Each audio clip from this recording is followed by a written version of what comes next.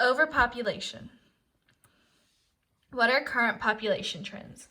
According to Max Roser, Hannah Ritchie, and Esteban Ortiz Ospina, 2019, 7.7 billion people were in the world in 2019. Paragraph 2.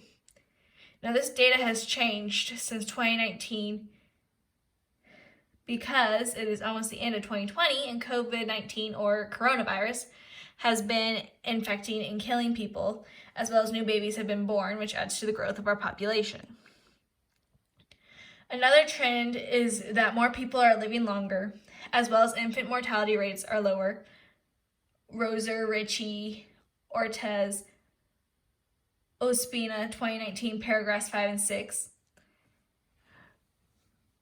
We now have more sanitary practices as well as vaccines and medicines to help people who are ill and to prevent illnesses more, and they are easier for us to get a hold of than years prior.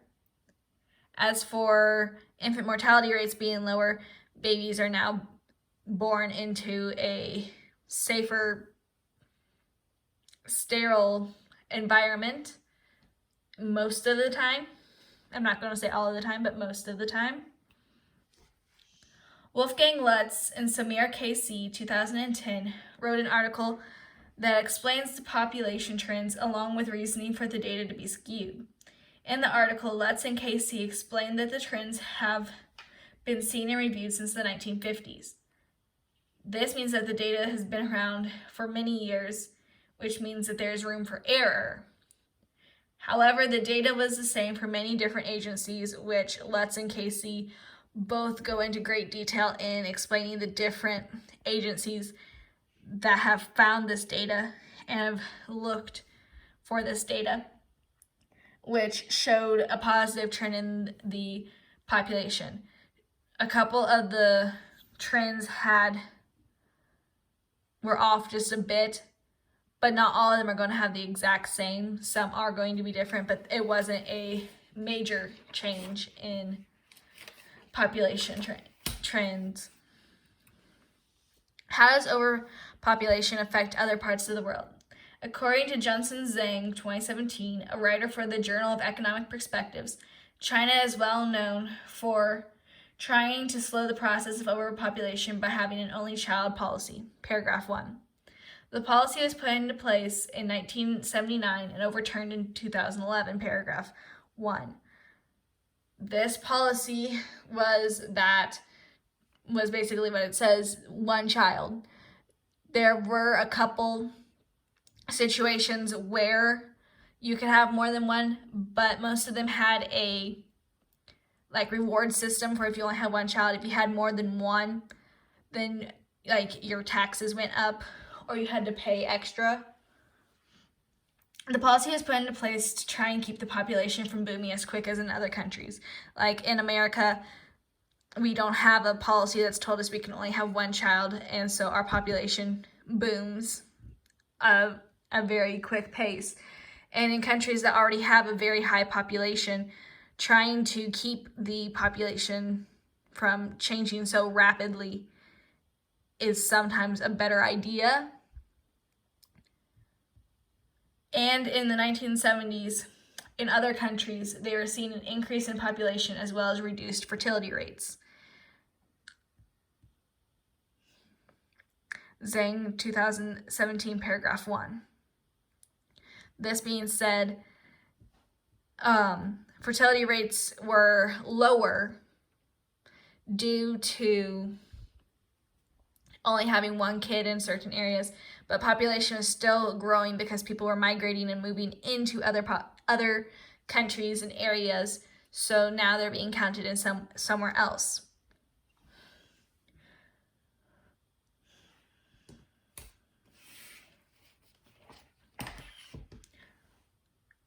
According to Garrett Hardin, 1971, a professor at the University of California in Santa Barbara, his article in the American Association for Advancement of Science, he relies heavily on pathos and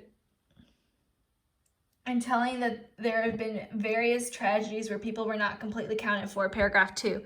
This being said, he talks about Pakistan and a cyclone in Pakistan in paragraph 2, and about how people were unaccounted for and just automatically assumed to be dead, but it was never confirmed nor denied, so there is a 50-50 chance that that person was either not found or was found and just wasn't counted. Due to his personal thoughts on the matter, his article can be seen as biased just because he relies heavily on books about migration and like bird migration, where people like flee and he was trying to like compare it to people fleeing countries, so their population stays the same in one area but goes up in another, because even though they can't find them in where they fled from, they're still considered alive until something tragic happens and they can't be accounted for, which causes error in population and overpopulation, because if you can't count someone, you cannot count the same person dead and alive. It just doesn't work that way.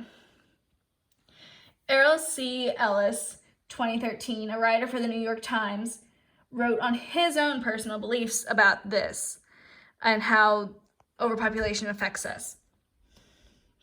He proceeded to give statistics and data that fit what he wanted to say. However, they had no references or any charts that could be seen by the viewer of his article. So I don't know where he got his data, because all the data that was seen by like Lutz and KC, it was not on there. He also dismissed scientific claims that state not his opinion, so he is very opinionated in his writing, which makes him a very biased person to be listening to, because just because he says it does not mean that he's an expert on this topic. And people were able to send letters to the editor about Ellis and like why they disagreed with him and all of his views, and there were many scientists who sent in their views about why he wasn't correct in his statements and why this was a hindrance instead of a help in the idea of trying to educate people on overpopulation, because his article was basically overpopulation isn't happening, and if it is, we can stop it very easily, because the world's not going to end if we run out of room for people to live, which no, the world won't end if we don't have room for people. It's just going to be a very different world to live in if we run out of room for people to live, in his words. But scientists are already telling us, hey, this is how we can slow the process. We've seen China try to do a one-child policy to slow down their population. So it would be quite easy for us to try and slow down our population if we would put something into perspective like that as well. How does overpopulation affect us? So a study done in Pakistan by Abdul Mansour and Bazarat Sultana in 2018 shows that the more people living in an area causes more carbon dioxide to be created, which makes sense. The more people in an area means that more carbon dioxide is being produced, because almost anything we do creates carbon dioxide. Now, what is carbon dioxide? It's a dangerous greenhouse gas that is also a cause of climate change. Carbon dioxide is released into the atmosphere by factories and car emissions. Basically, any type of energy that we use has an effect on our atmosphere, but carbon dioxide is one of the major ones. This causes the atmosphere to heat up and therefore warm up the entire Earth itself. So our Earth is warming, which is a known fact. Our Earth warms I think it's 2 degrees every year, 2 to 5 degrees every year, which is a normal. But the more carbon dioxide that's released into our atmosphere makes the world hotter, which means our polar ice caps melt quicker. Our winters are warmer, which is something that we've seen personally in southern Indiana.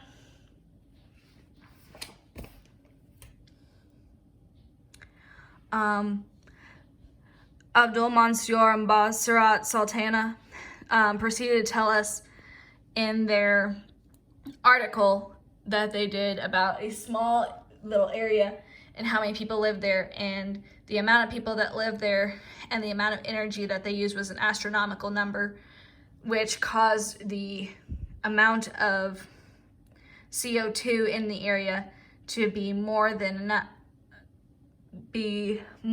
what was needed and could cause a lot of damage. And that was just in Pakistan, so that was in just one small country, well, one country. But if that's what they're using in Pakistan, then how much are other countries using compared to that? So what can be done about overpopulation? The government can help by making birth control more available.